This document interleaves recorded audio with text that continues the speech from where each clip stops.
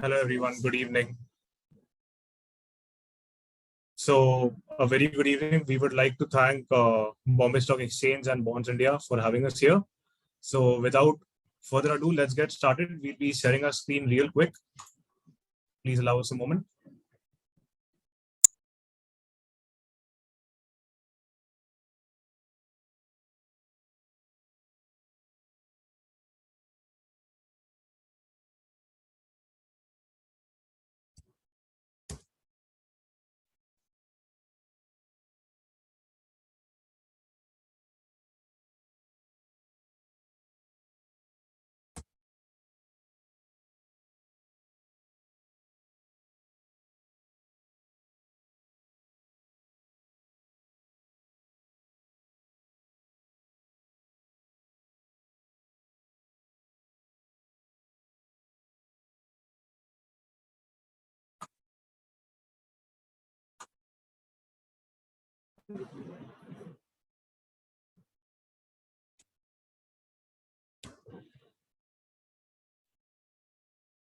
Just a second, please bear with us.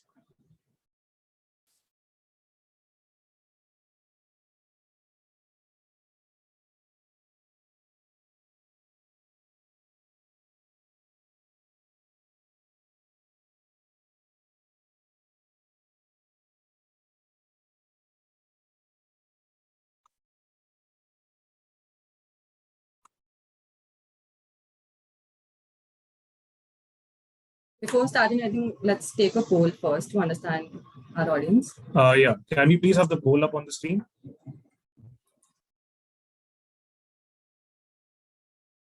Yeah, so you will be seeing a poll right now. This poll is for 30 seconds. We would appreciate some really honest answers here.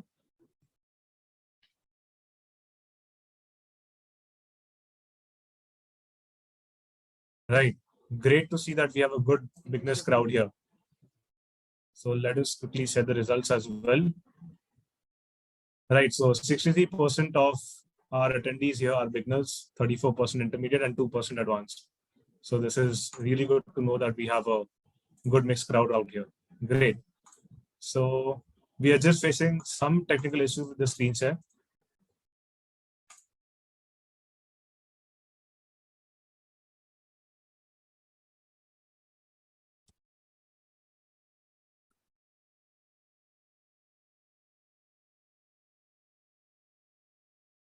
Okay. I hope my screen is visible to all.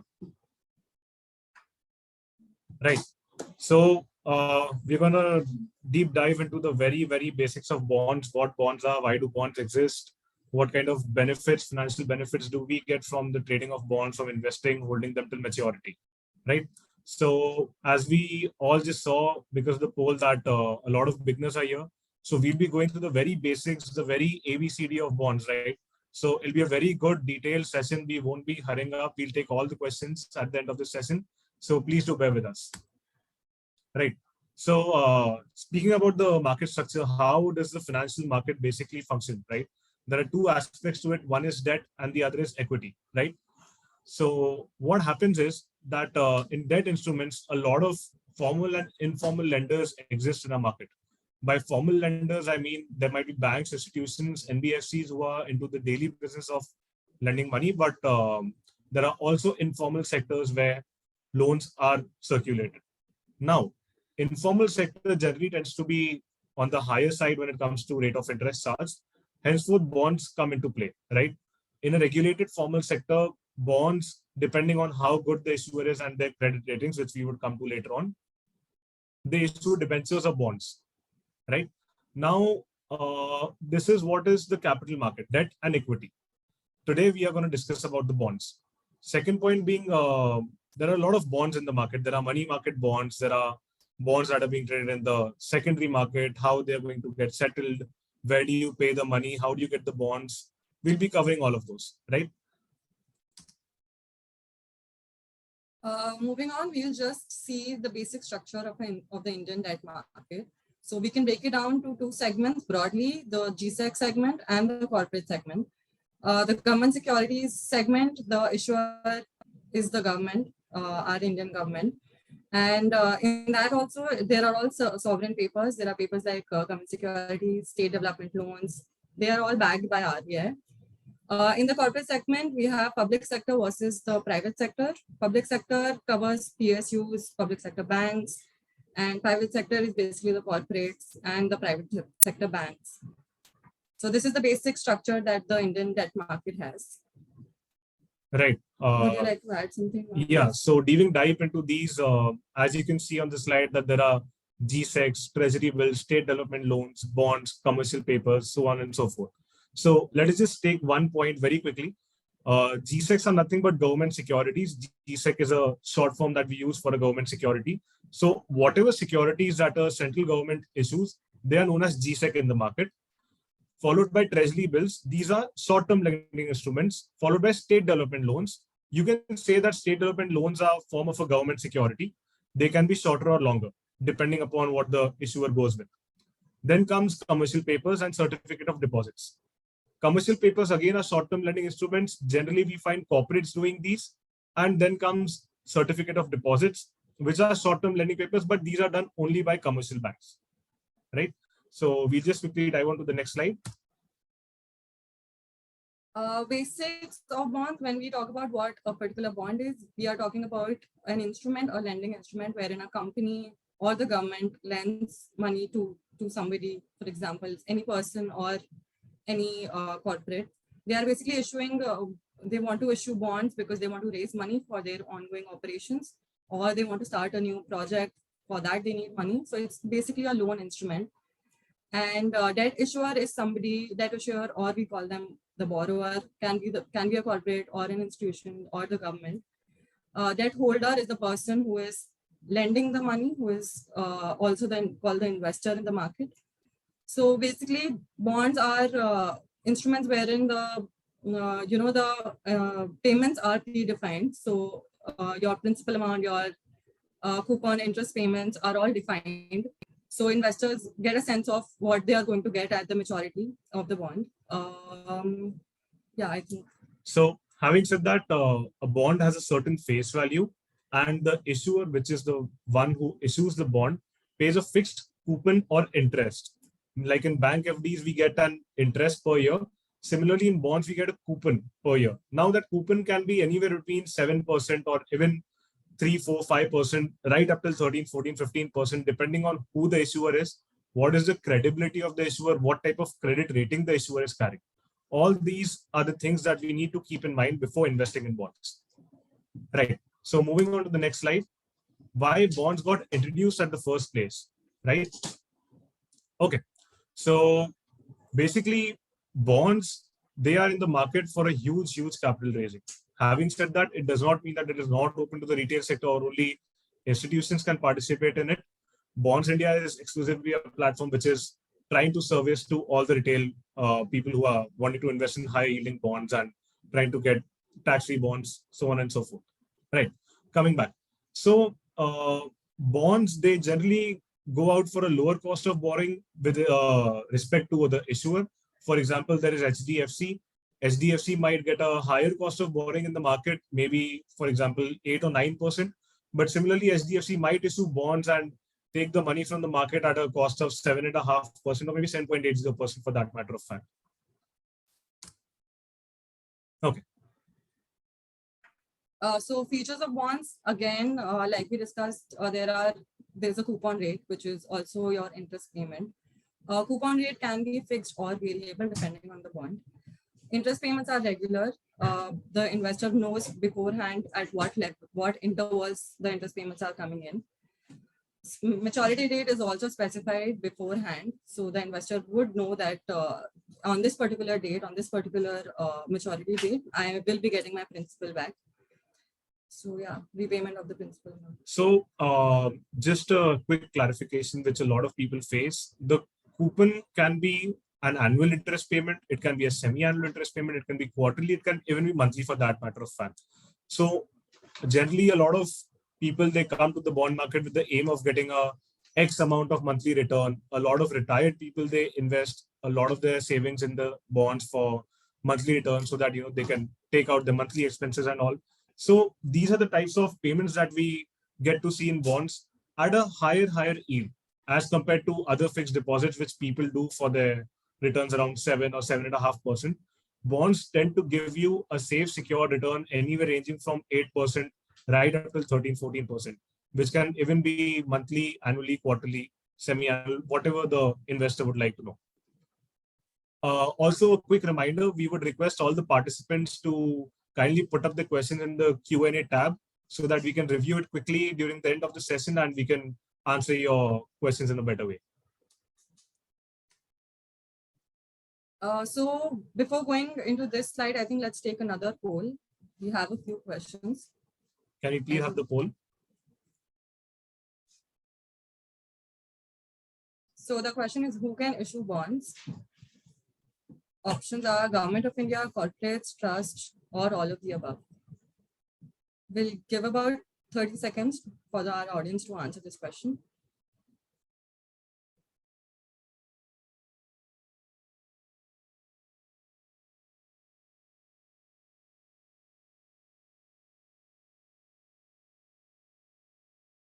Okay, great to see that a lot of people, 90% of the crowd, have got the very basics in a very short span of time. Kudos to you all. So yeah, the answer would be all of the above. They can issue bonds. All right. Okay, we will just minimize the next poll and move on. Right. So why bonds? So I think the first very basic purpose of investing in bonds is that the safety that bonds come with. They provide us with a sense of security, a sense of stability when we talk about returns, and being a loan instrument, we know that, it's not dependent on the market situation that it is. So short returns, of course, there's capital appreciation that happens. Returns are predefined, interest payments are predefined, principal repayment is predefined, so returns are assured. Stability, like I said, because it's like a loan instrument that an investor, invests in. Because of that, they provide us with a sense of security. Other than that, I think diversification is one more benefit that people should look at. Investing in multiple asset classes is always beneficial, and bonds do provide, they prove to be a good investment option. So basically what happens, I feel, is that a lot of issuers, they come to the market with a short-term lending aim, and they do tend to pick up the money from the market.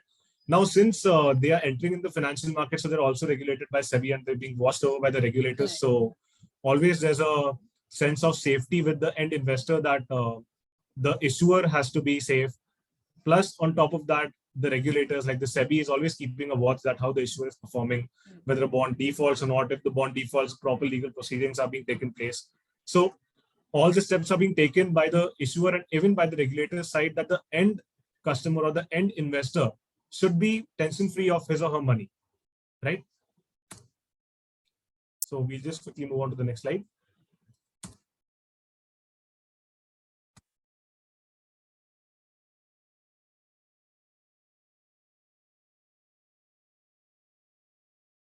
Right. So types of bonds. Ishita, would you like to walk us through?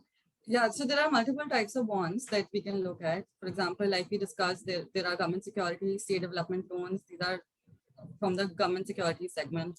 Then there are a lot of tax-free bonds, which a lot of investors prefer. Bank bonds, sovereign gold bonds, perpetual bonds. I think state guaranteed bonds is another section then, which are guaranteed by the state governments. PSU bonds, private sector bonds. All of these bonds, I think it's very straightforward. There are multiple types of bonds, and depending on the investor's goals, their investment plans, they can choose any of the bonds that they require. Right. So let's just take a quick deep dive into these type of bonds. Basically, high-yielding bonds tend to be on a scale of 9 to 12 to 13%. Generally, we've seen a lot of retail people going towards high-yielding bonds because they are not satisfied with the lower returns that they get in the market. Plus, with inflation being at a peak all over the world, people are looking for bonds at a higher yield so that post-tax and post-inflation benefits that they get, they can easily, take out their personal uses out of that. Especially, I think investors who can take on more risk. Right. They go for high-yielding bonds. Yeah. So then we have something known as state guaranteed bonds, where a lot of state governments, they come up with the issue. So a very famous issuer amongst the retail crowd is Uttar Pradesh Power Corporation Limited, which again, they have an irrevocable state guarantee. So these are bonds with a higher yield, and they have a quarterly interest payout, even something what a retail person would like, right? Then we have something like bank bonds and PSU bonds. So any bank issuing a bond, let's say State Bank of India comes and does some 1,000 crores of bonds, and a lot of retail participation is there. So these are the kind of bonds which a lot of people take with a good stable rating of AA plus, right? There are also yeah. structured products like MLDs when we talk about Yes. market linked debentures. I think they are also quite popular because they provide a tax benefit. So, Yeah. So, okay, moving on to perpetual bonds. These are relatively lower in security and seniority. If you talk for a bond, like generally the topmost is a senior secured bond, followed by secured bond, then there's unsecured and subordinate. So these are some various structures of a bond. Let us just quickly go through. The very first and topmost is a senior secured bond, followed by a secured bond, followed by unsecured bonds, and then subordinate bonds. Subordinate bonds, they have basically two categories. One is tier 2 and tier 1, right? And then comes a perpetual bond. So although these are lower in terms of safety, if you look at the entire scale of how a bond safety works, right? Okay, so there is something also known as a deep discount bond. So people generally think that if I have some, let us say 10 lakh rupees today, and I do not want any interest payment, I just want to invest the money and forget it. And after 10 years, I want to look at that money. So this is where deep discount bonds, they come into play. For example, you bought a bond for 30 or 40 rupees, and at maturity, you will get 100 rupees. So that's a benefit of 60 rupees over a period of time, right? So this is where deep discount bonds, they come into play. Gsec strips, I think, are a very good example of deep discount bonds. So backed by the government. Backed by the government. So again, people are safe with the money. Okay. So moving on. There is something known as a secured and unsecured bond. We were just mentioning about it. So a secured bond would be something that it is backed by an asset, I would say, right? So tomorrow, if God forbid the XYZ issuer defaults, how does the money reach to the lenders, right? What about the people who have paid for the money to get the bond? So these basically are secured bonds. So let us say a bond worth rupees 100 defaults, but it is backed by an asset of 100 rupees. Of the issuer, assets of the issuer. Yeah. So the issuer will sell that asset, and the money that it gets from that sale will be distributed amongst the bondholders. So that is how secured bond works. And the entire opposite of this is unsecured bond, which is not secured by any asset, right? Now, there are some bonds which are rated and some of them are which are unrated. So if we talk in terms of rating, the top most rating that any bond can get is a AAA rating. So it goes in a certain way. It's AAA followed by AA plus, followed by AA, AA minus, A plus, and then so on. Single A. Yeah. So generally we will see issuers like HDFC, ICICI, Home Finance and all, which are there in the market for decades now and have a very good reputation, followed by good financial backing, good fundamentals, no problem in the company, good corporate management. These are generally on the AAA side. Having said that, bonds on the AAA side are not high yielding as you would find a bond maybe in the AA category, right? So maybe ICICI in AAA category would be somewhere around, let's say, 7.5 to 7.90, depending on how long the bond is. But then on the contrary, you might find Pyramid, which is a AA rated bond, which is comfortably yielding you in double digits, right? Okay. So there is something known as listed and unlisted bonds. Listed bonds are the ones that you can freely trade on the capital market. Like how we place an order on equity, the same you can do in bonds. So those are listed bonds, which either listed on BSE or the NSE or an NSE platform. That's right. And then there is unlisted bonds. Now these cannot trade in the capital market. They only trade over the counter, which is through ICCL or NSCCL. Having said that, any interest that you receive on these unlisted securities is applicable for TDS, which is at 10%, right? So let us say that Ishita here gets a interest payment of 1 lakh rupees a month. So the net amount that she gets in the bank would be 90,000 because of a 10% TDS implication, right? Would you like to walk us through market link? Next, Market and link, yeah. perpetual as well. Market linked debentures, like I was saying, market linked debentures is a very good option in the bond market because they provide tax benefit. So after 12 months of holding a particular MLD that we call market linked debentures, you get 10% LTCG tax benefit. So market linked debentures is actually quite popular among many investors. Next, when we talk about, I think, fixed and floating, we mean fixed or floating coupon rates. So coupon rate can be either fixed or it can be floating or variable coupon rate, depending on the paper security that is. So there are also some tax-free bonds for individuals who are on the very higher tax bracket. Correct. Generally, people tend to go after tax-free bonds because whatever income they get out of it is tax-free, not a single penny of taxes charged in that. Yeah. So tax-free bonds were last issued in around 2015. Post that, we've not had any public issue of tax-free bonds, but they're still available at a yield of anywhere between 4.9 to 5.10 in the market nowadays, right? Then there are guaranteed and not guaranteed bonds, which we had just discussed a couple of minutes back. Guaranteed can be a state guarantee or a government guarantee or an unconditional guarantee. And not guaranteed is just the opposite of saying that there is no guarantee. The bond might just be a secured or an unsecured bond, right? Okay. So seniority is something we just discussed, that there are senior secured bonds, there are secured bonds, there are subordinate, and then there are unsecured, and there are perpetual bonds. So that's how the seniority of a bond goes, right? Again, very big request, please do put up your questions on the Q&A tab. We will be tackling them one by one in a while. Okay. So credit rating, I think when we talk about credit rating, we are talking about how the issuer or the particular bond is rated. There are a lot of credit rating agencies like CRISIL and ICRA that do their due diligence before, so that investors know more. When we talk about AAA rated, like we mentioned earlier, they are the safest instruments in the bond market.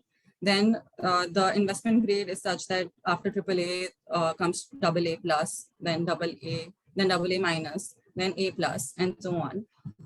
So the investment grade is actually from AAA till BBB. This actually provides a very good, a very good condition for the investors, so that they can see the credit rating and then they decide what bond they would like to purchase. Right. So below BBB minus, we generally are of the opinion that it's a junk bond, right, and we do not regularly advise people to move into that segment because there's a high chance of default either on the interest payment or at attempts. Right. Yeah. Okay. So apologies. Okay. So these are some terms that we keep hearing in the bond market. So let us start with the very basic, which is an issuer. So let us say Ishita here wants to raise 1,000 crores for a business. So Ishita is now in the market doing a public issue, or maybe doing an IPO, as we call it in the equity market, trying to gain 1,000 crores from the market and giving a bond in return at, let us say, an assumed coupon of 10%, right? So here issuer would be Ishita. Right next, what you see on your right hand side in the green icon is a coupon. So as we just said that 10% is what Ishita would be paying to gain 1,000 crores from the market.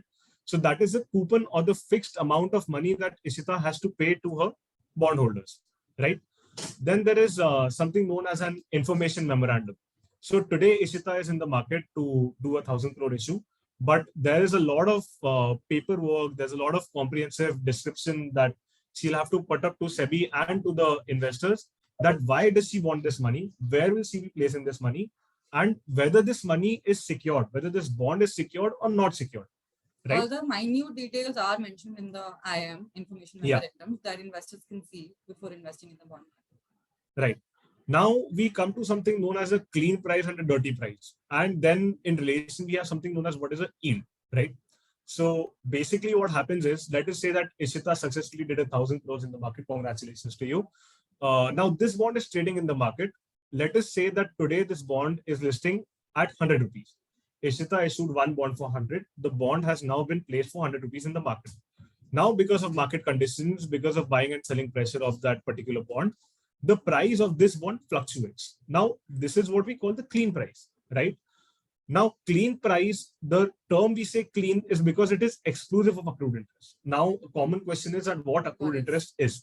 So today, if I buy Ishita's bond and after 5 days I have to sell it because I have some emergency and I need the money urgently, So let us say we have someone who is ready to buy the bond from me, right? But he or she will say that you will have to compensate your 5 to 6 days of interest. So basically the seller will give me the 5 days of interest for me holding the bond. That is what we call as accrued interest. So when a price is being quoted in the market, which does not include accrued interest, we call it a clean price. And when we include that accrued interest component, we call it the dirty price, right? Now, depending on what price you buy, the yield gets determined of this bond, right? For example, Ishita's 100 rupees bond, if I would have bought that, right? And I'm holding that till maturity, so I will get a certain yield. But what if the same bond I would have bought at a premium from you? Let us say 105. So my yield would have been relatively lower than your 10% coupon, right? Because I paid a 5 rupee premium. So at redemption, the 5 rupee loss that I get, that is where the yield goes down, right? Yield is basically effective return that an investor gets on maturity, and yield and price are in an inverse relationship. So as the higher the price, the lower the yield in layman language. Exactly. Then there's something known as a callable bond, right? Let us say that during Ishita's primary issue, the information memorandum said that there's a call option 5 years from the date of issue, right? So today is 29th November. So let us say that Ishita had said that I can call back this bond, right? After 5 years. Okay. So a notice would be sent to all the bondholders a couple of days before the call date that this particular bond will be called back and you will get the face value back in your bank account. So today, if I had invested 100 rupees in that bond, I will be getting those 100 rupees back in my bank account if you decide to call back the bond. Okay. Now there is something known as a shut period of a bond. So let us say that Ishita decides to pay the interest of a bond once in a year, right? So each day these bonds are being traded. Each day we come across people who buy these bonds, they sell these bonds, they hold these bonds, right? Now what happens is that, for example, we may take the interest payment date as 15 December, which is around 16, 17 days from today, right? Now, what the issuer will instruct to the depositories and to the exchange and to the regulator is that 15 days before the interest payment, the issuer will take a final record of all the bondholders. So 15 days before, whosoever is holding the bond, only they will get the interest. Now the question is, does this bond trade in those 15 days? Yes, it does. That is what we call a shut period trading, wherein the accrued interest turns to be a negative figure, right?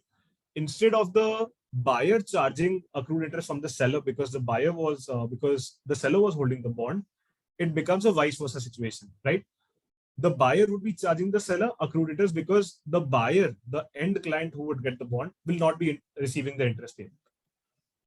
Okay. Credit rating is something that we just discussed. Again, credit ratings do impact the yields of a bond. You would generally see that if a bond has its credit rating upgraded from, let us say, a AA plus to a AAA, which is the highest notch of rating, the yields generally correct in the market towards a downward revision because the prices shoot up.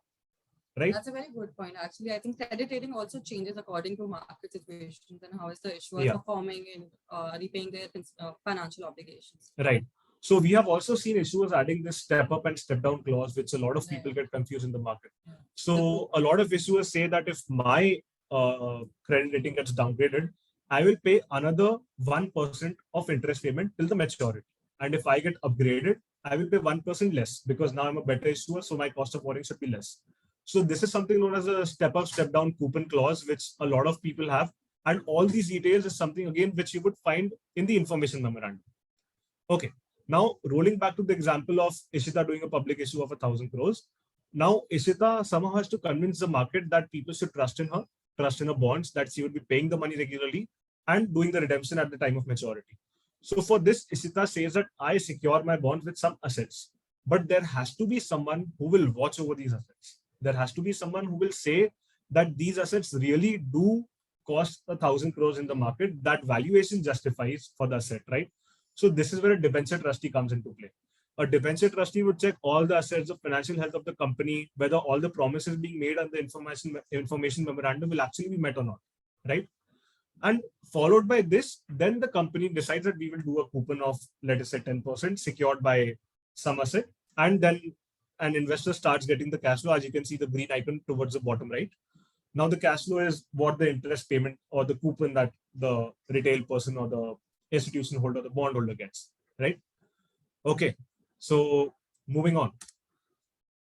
Participants. Ishita, would you like to help us? Yeah, I think participants, there are a few categories that we would like to cover here. Institutional investors, like we all know, they are the biggest players in the market. And banks, mutual funds, all of these are institutional investors. Non-institutional investors, like retail investors or HNIs, UHNIs. Then we talk about corporates, also companies, family offices, all of these people. They are the main participants in the bond market.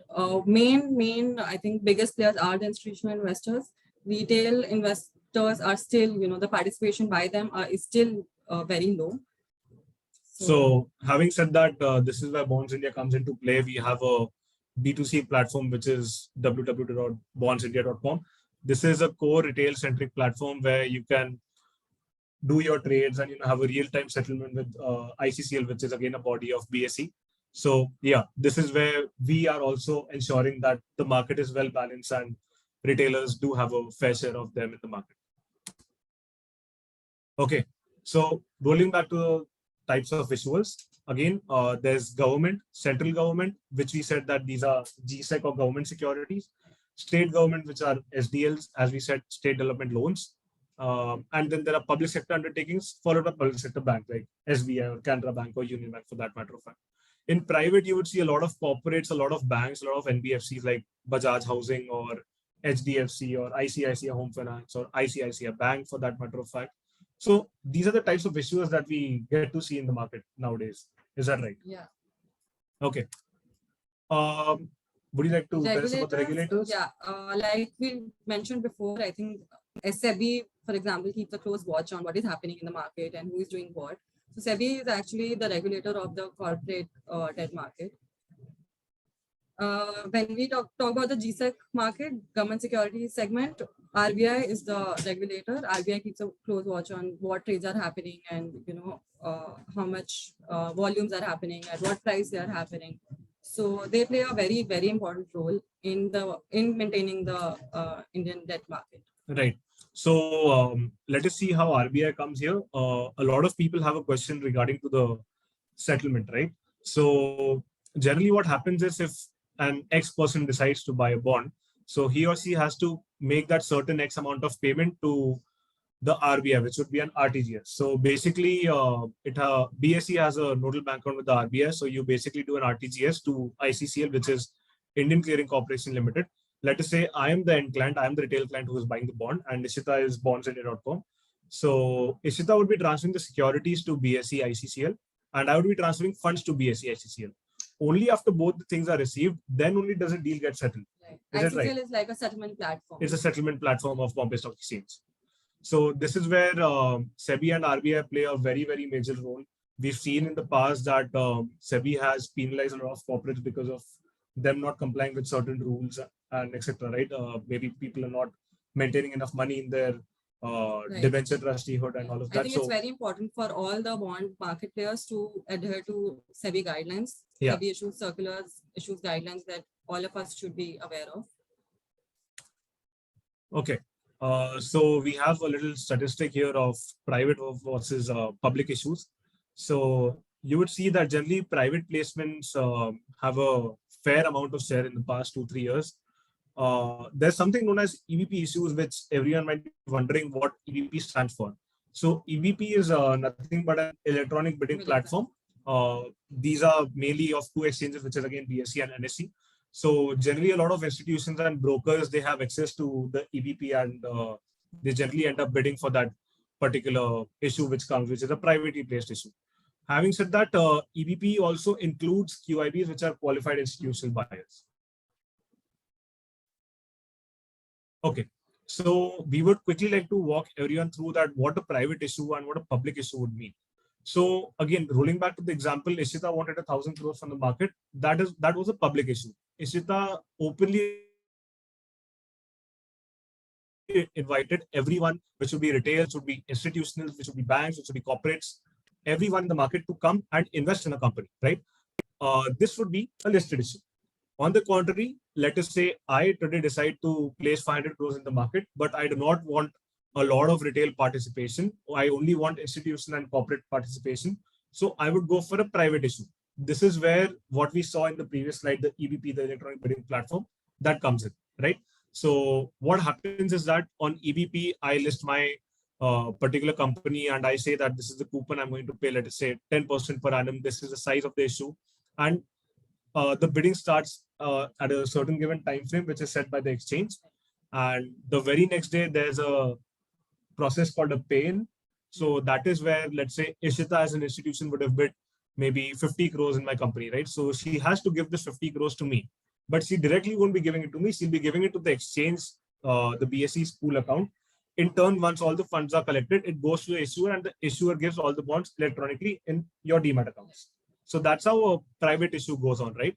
Whereas in a public issue, we generally find that it is at the ease of UPI, right? People open up their Google Pay and they give the mandate to the exchange to debit, let's say 10,000 or 1 lakh or 1.5 lakh rupees. Anyone wanting to do maybe a transaction of 4 or 5 lakhs has to do it via ASBA form, which generally would be provided by your broker. You have to go to the bank and submit that form, right? So that X amount of money gets blocked for a while, and then it gets debited in case of allotment. So this is what public versus private issue is in grand scheme of things. Okay, money market. Would you like to walk us through, Ishita? Yeah. So when we talk about money market, money market instruments are basically very short-term debt instruments, ranging from 9 days to maybe 30 days or 45 days, 90 days. Time period is like that. Operates at both wholesale and retail level. Characterized by a high degree of safety and relatively low rates of return because the time frame is so less. Yeah. So generally, you would be finding a lot of people earlier, let's say 3-4 years from now, who were not able to access the money market, especially a lot of retail people. Right. But because of how the retail segment, the wealth segment has picked up in the market, there are a lot of issuers who are coming up with maybe a short-term maturity of the bond, or a lot of people have started selling money market papers in smaller lots for the retail participation, like maybe in 5 lakhs or 10 lakhs, that matter of fact. Okay. Market trends. So, for example, in equity, everyone knows about the Sensex, right? It's a benchmark index of the Bombay Stock Exchange. So similarly, in the bond market, we have something known as a 10-year Indian government bond yield, right? So it is what the government would pay for the next 10 years, right? What is the annualized yield that a person would get? So Sensex, let us say, for example, ranging from 60 to 65,000, we say that the market has moved a lot or something has happened in the market. Similarly, in the bond market, the 10-year government bond yield is the benchmark. So as you can see, that 7.3957 was the closing. So on that set date, the last traded price or the last traded yield of the 10-year government bond was at 7.3957. So if today I was to buy this bond, I would be getting 7.3957% annualized return for the next 10 years. Okay, apologies. It would be a semi-annualized return. Yeah. So another point which we would like to throw to all our participants out here, whenever you are trading in the government security, which would be a Gsec or a state development loan, a lot of people, they end up quoting you on the basis of a semi-annual yield. Now, the reason is that this paper is a interest payments are semi-annual. So it comes twice in a year. So please be sure whether the yield quoted is a semi-annual yield or an annualized yield, right? Okay. Great. So we are now open for Q&A. Please do type in your questions. We'll be quickly taking them one by one.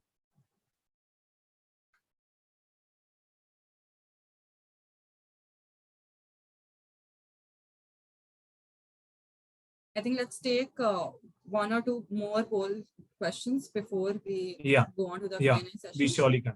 Would be better questions for us. Can you please have the poll up on the screen?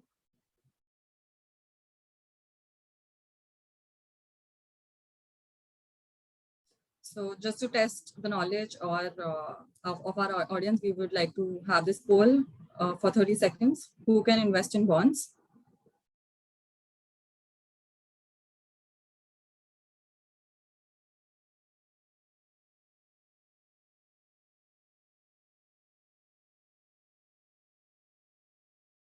Okay.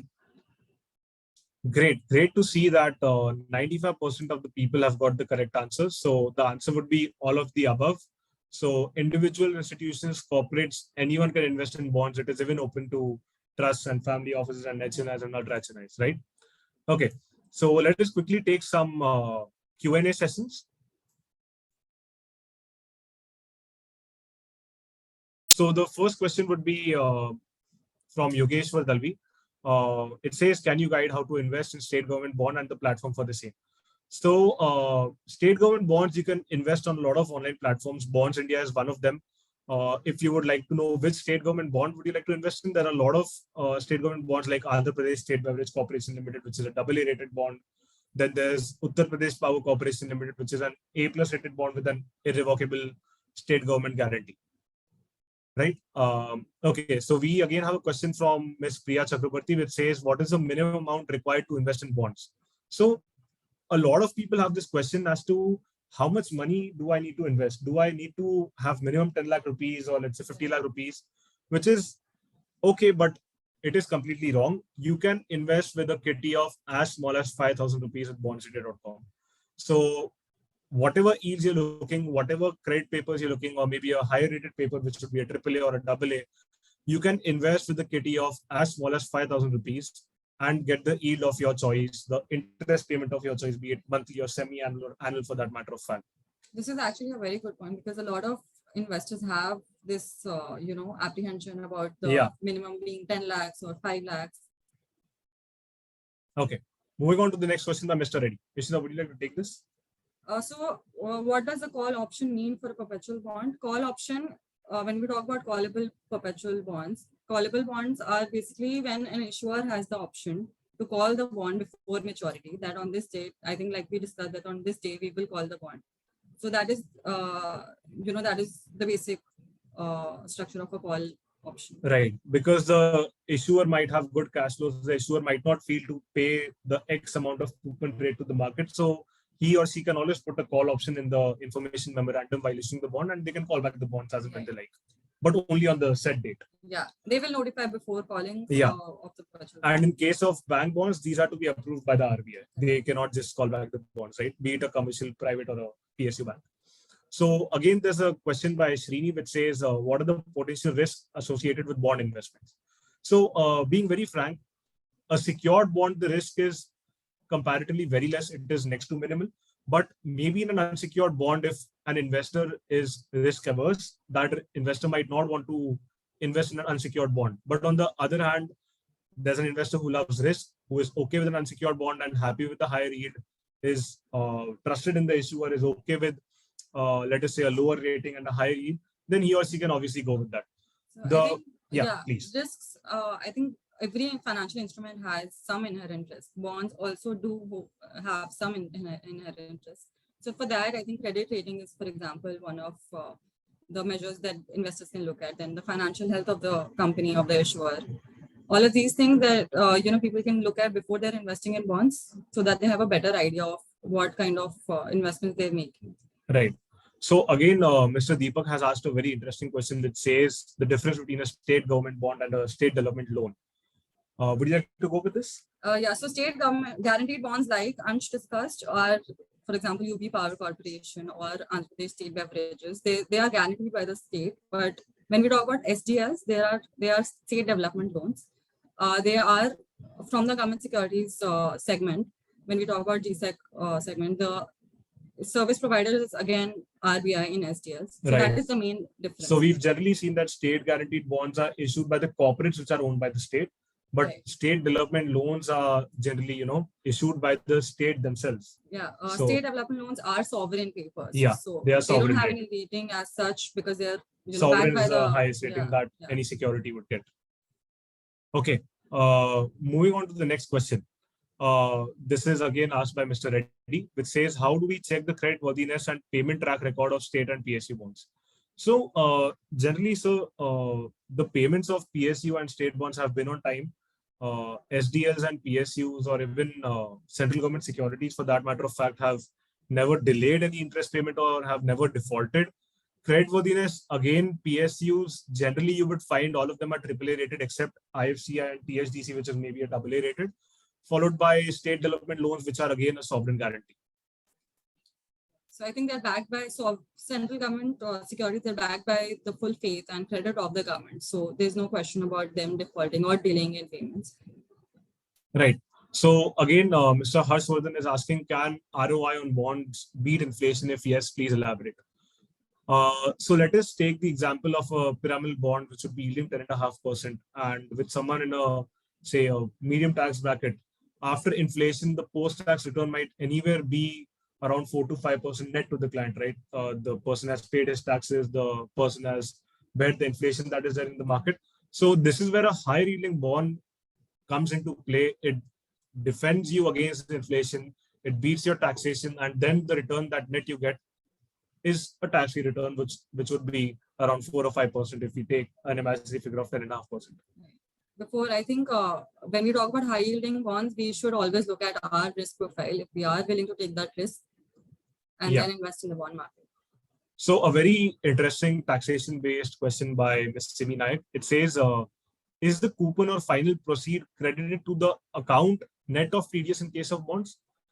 So ma'am, in case of an unlisted bond, yes, the TDS gets deducted and the net interest comes to your account, bank account. But in case of a listed bond, there's no TDS. Whatever the coupon is, let's say the coupon is 10% on a face value of 10 lakhs. So 1 lakh rupees net would be credited on the said interest payment date. Okay. Please do keep pouring the further questions. We would be sharing the PPT and the basic info on your registered email addresses. Okay. Again, an anonymous attendee has asked us how to invest in a UP Power bond. This can be done same. You can go to the portal of BondsIndia.com. There you can put up a buy order on the said yield and you can pay online. The same money reaches ICCL and we would be transferring the securities. Once both the components are there with the exchange, they match it and they settle the deal. So it is as simple as doing it, let's say shopping from Amazon, I would say. Yeah. Mr. Vishwanathan is asking, is there any minimum amount for investment through Bonds India? Again, sir, you can start with something as small as 5,000 across different credit rating papers with a different type of coupon interest, so on and so forth. I see a lot of our people asking for the PDF of the presentation. I think we will provide. We will be providing the same. So a very interesting question, which is a state government guaranteed bond. Are they safe as sovereign bonds? Ishita, would you like to take this up? I think like we mentioned before, there's nothing as safer as sovereign bonds. Yeah. Government securities are the safest in the country. Government securities, SGLs, anything that you find in the government securities market. State government guaranteed bonds also, they are guaranteed by the state, so they have little risk, but they're not as safer as government securities. Right. So another question from Mr. Reddy, which he's asking, how do we buy Gsec from the secondary market? So generally, you can buy Gsec from a capital market, which actually trade on the dirty price. But then again, due to less volumes in the capital market, a lot of people come and they trade in the over-the-counter market, which BondsIndia.com is actively involved in. So it is simple. So you can pay the money, you get the securities, the deal gets settled. Right. So that's how secondary markets trade in Gsec. But this would be off market. This would not be regulated through the exchange. Yeah. But having said that, we would also like to add that government securities with Gsecs, they originate in the form of a SGL. So let us say that today, let's roll back to the example of where Ishita wanted to issue 1,000 crores. So Ishita would be issuing all those bonds in a demat form, right?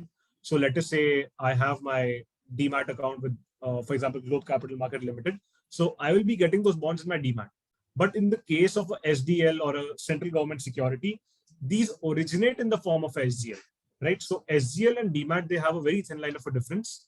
SGLs you generally have to open up with the bank, but demats you can open up with a broker, right? Nowadays, we do have banks who are also registered as a broker, so you can also open a demat with the bank, having said that. So Mr. Rahul Nahar is asking us about Bonds India, what Bonds India is. So we are a fintech-based company with a online platform which does a lot of buying and selling of bonds. It is not that we only sell bonds to you. We even buy back those bonds when you are in a need of money, or you want to sell those bonds, right? Or maybe the market conditions have improved, you have some marginal profit. So if you see a buy button on a website, there's a sell button as well, which you want to do. So Miss Preeti is asking the difference between price and yield. Would you like to walk us through, Ishita? Yeah, I think like we discussed in the presentation, price and yield have an inverse relationship. So higher the price, lower the yield you will get. It depends on the market situation at what price, a particular bond is trading at. Accordingly, the yield will be lower if it's a higher price. Right. So again, rolling back to the example where Ishita was paying a 10% coupon for 1,000 crores issue. Ishita issued all those bonds at par, let us say at a clean price of 100 rupees, right? Now, if the same bond, if I would have bought for 105, and bearing in mind that Ishita is paying me 10% per annum, my effective return would be a little less than 10% because I bought the same bond for 105 rupees. The 5 rupees premium that I paid is, I can treat it as the premium I paid or maybe the loss that I might get during redemption, because Ishita will only be paying me back 100 rupees after 10 years, right? She does not look at what the secondary trade has happened. She was there in the primary part of things. She gave me the bond at 100. I took the bond home.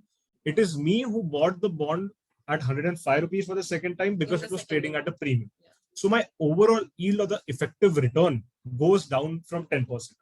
So generally bonds that trade at a premium, they tend to be on the lower side of the coupon, and the bonds that trade at a discount, they tend to be on the higher side of the coupon. Yeah. Okay. So moving on to the next question, Mr. Perumal is asking, how do we check the stability of a bond platform? So we are a SEBI registered debt broker. We even have a broking license of debt. So you can also look at the About Us tab where the display of our registered debt license broking number is mentioned. So that is where you can verify that it is a genuine broker in the market. Secondly, we are the only ones with a real-time integration with the exchange. So whatever trade that you do gets settled in real time on best effort basis. Okay. Having said that, we've received. So there's another question: how liquid is a bond? So when we talk about liquidity, everybody, I think all investors face, they have some apprehensions of, the bond market is not very liquid and, my money will get stuck. So in those cases, we would like to mention that bonds are fairly liquid. For example, government securities and AAA rated bonds are very liquid in the market. If I want to buy something today, I can very well go and sell in the secondary market tomorrow, either in part or in whole. For example, if I bought 10 bonds of a particular, 10 bonds of a particular issuer, if I want to sell 5 because of some emergency after a week, then I can sell 5, or I can sell full 10 also. So when we look at it in that perspective, bonds are tradable securities, so they are fairly liquid. Right. So then there's again a question by Mr. Bimal, which says, if some bond has an initial rating of AAA, is there any chance of a downgraded rating? Right. There is a chance of the, of the bond credit rating going down, depending on the market situation, depending on if the issuer was not able to make the financial obligations meet on time. So all of these criteria can lead to downgrade of the rating. Exactly. Yeah. So maybe let us say that an issuer who is supposed to maintain some funds in his or her debenture redemption reserve, if that person goes below that level, then a debenture trustee might shoot out an email to the bondholders saying that this is the problem. They have not maintained certain funds. The same would be noticed by credit rating agencies, and they would be maybe, let's say, degrading from a AAA to maybe a AA plus or a AA, right? So that is what we call one notch downgrade from a AAA to a AA plus. If it would go to a AA, we would call it a 2-notch downgrade. Vice versa can happen if the company has performed explicitly well. The ratings might get upgraded. If it is at a AA plus, it might just go to a AAA. Yeah. Okay. So we will just take a few more questions now. So we see somebody in the audience asking if BondsIndia charges any commission. No, we don't charge any commission from our clients. Yeah. Whatever you see at our platform, it is the price is very much that only. Yeah, there is no hidden charge, nothing. Whatever price that you see during checkout is what you pay. There is no brokerage that we charge on top of that. So the next question is from Mr. Vishwanathan, which says, are bonds giving above 10% coupon well rated? So yes, we do have certain secured bonds who are decently enough in rating. Like we have Edelweiss Housing Finance, which has a coupon rate of 10%, and they are maybe a AA minus or A plus rated with a secured bond in nature. So they are paying a coupon of 10%, which are trading at a discount, and even yields are higher, maybe around 10.25, right? Okay, so we will take one last question.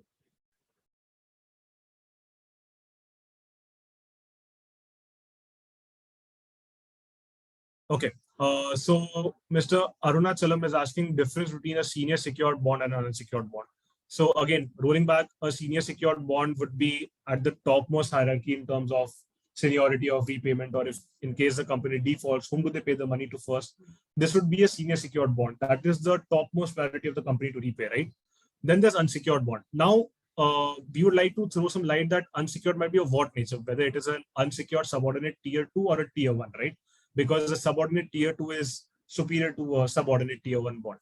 So this is the basic difference between a senior secured bonds, because it might be secured with an asset and an unsecured bond is not. Right. I think it was great having everyone. I hope we've been able to answer all the questions.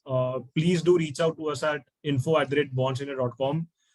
We would like to thank once again Bombay Stock Exchange for this very, very great webinar. On a midweek, everyone has taken out time during their office hours and they've been able to join us. We are really, really thankful to everyone. Thank you so much for all the audience that has come here. I think we'll take one last poll question that was pending before we end the session. Yeah. So this would be a good way for our feedback. Was this webinar helpful for you to start investing in the bond market?